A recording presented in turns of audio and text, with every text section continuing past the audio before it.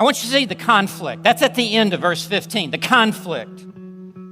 There's a condition and then there's a consequence.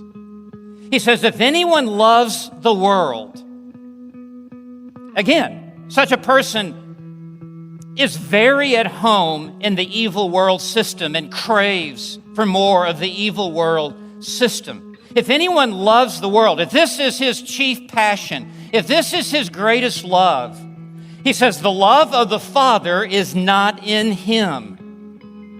Because the two cannot coexist in the same heart. One will displace the other.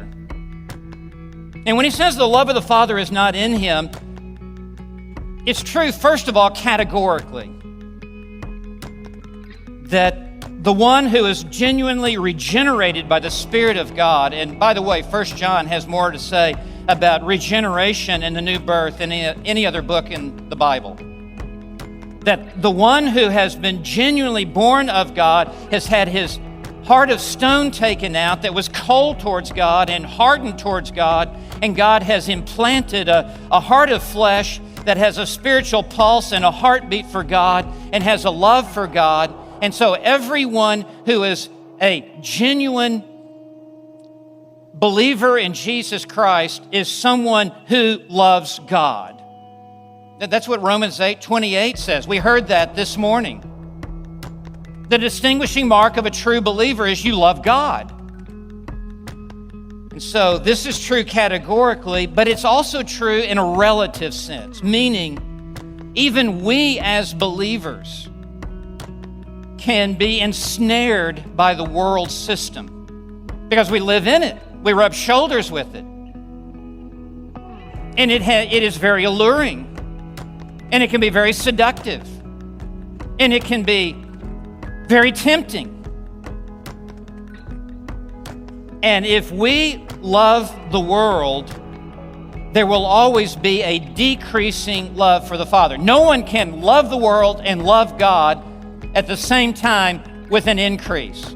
One will displace the other. It's like James Montgomery Boyce used to speak of the teeter-totter effect. Children on the playground on a seesaw. When one end is up, the other end is down. When the other end goes up, the other end goes down, but you can never have both ends of the seesaw up at the same time. And applying that to this text, it would be whenever there is an increasing love for God in a believer, there is a decreasing love for this world. But during certain seasons of our life, when we can be thrown off track temporarily and we have an increasing love for the world, it will always result in a decreasing love for God. That is why in Revelation 2, verse 4, when Jesus addressed the church at Ephesus, he said, "But I have this against you. You have left your first love." He was talking to believers.